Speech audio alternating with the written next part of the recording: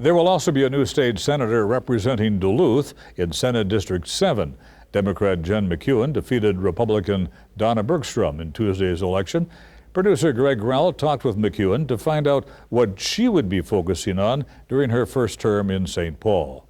My key priorities are going to be the basics, healthcare, housing, and then of course the elephant in the room is our transition to a clean energy economy. That the climate crisis is upon us. We have right now very strange weather even in Duluth, and I know weather is not necessarily indicative of the climate crisis, but we have had some really out of the normal cold and now out of the normal warmth, so warm that in fact my family's talking about taking a dip in Lake Superior later today. That's not something that is normal in November. But we do have to transition our economy to a clean energy economy, and we have to do it with urgency. We don't have time to slow pedal this. And we need to be able to find ways to come together. And I think that across party lines, there is this sort of realization coming to people that we are going to have to make this transition. So the compromises are going to be more around how do we do that? What is that transition going to look like? And I'm really eager to get working on that. And then, like I said, the core issues of housing. Now, of course, it looks like the legislature is going to remain split in Minnesota, and that means that Republicans will have their say as well. Do you feel confident that there's some common ground where you'll be able to work across the aisle with your Republican colleagues?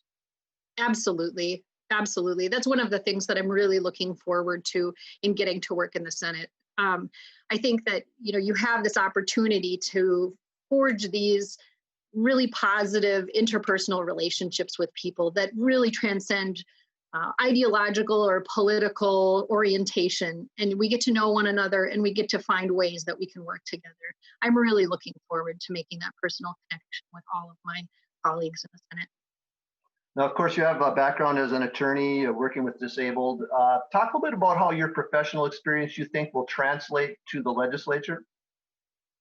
Well, one of the things that I sort of pride myself in as an attorney is that you really, when you're working on a case and you're advocating for your client, you really fight for that client. You give it your all.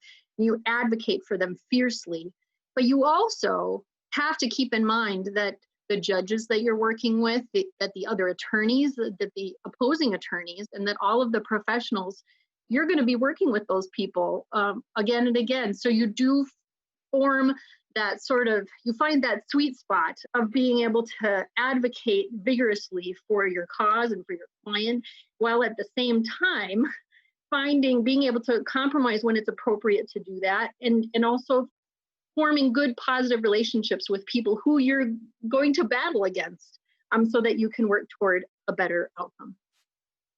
Now, you mentioned a little bit earlier about housing and some of the other disparities in Minnesota, but I did notice in your website, you talked about how the disparities in Minnesota are some of the worst in the nation. Can you talk about that a little bit and what you hope to accomplish in the legislature?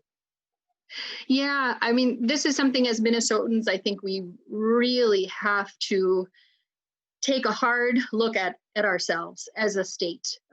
We have this very strange situation where we've had really wonderful outcomes in many ways in our economic institutions, our educational institutions. We pride ourselves in having the highest voter turnout and having a lot of really good things going in Minnesota. But unfortunately, a lot of the good things that we produced in Minnesota have not reached some of the more disenfranchised communities. So communities of color, people who are living also on the economic margins have really not been able to have the benefits of the good that Minnesota has produced. So yes, I think that that's a systemic issue, and it's wide ranging. It has to do with how we approach our educational institutions, how we do our economics. But I think really that that should inform us that in every piece of legislation that we're looking at and working on and moving toward passage, that we need to examine how that will affect those communities, and how and what are some ways that we can actually change that legislation to really express the voices of those communities and seek solutions that are coming from those communities as well. Well, State Senator-elect Jen McEwen, Democrat from Duluth, I want to thank you very much for joining us, and good luck as you head to the legislature this coming year. Thank you so much. I really appreciate being here.